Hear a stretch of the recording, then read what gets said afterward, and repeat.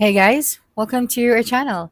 In this video, you will learn on how to add HTML code to your Canva website. Okay, so the very first thing that you should do is you just have to open your Canva account and then go to your website.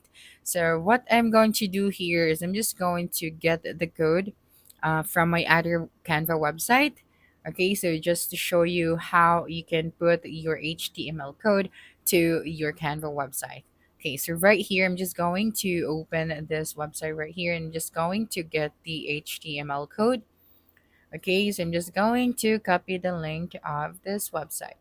After that, you just have to go back to your Canva website.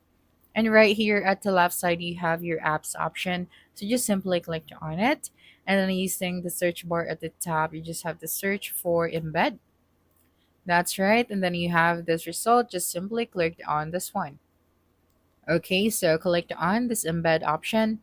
That's right, and you have to paste here the link of your website. Now click on add it to the sign. And as you can see, we have successfully added this HTML code to our Canva website.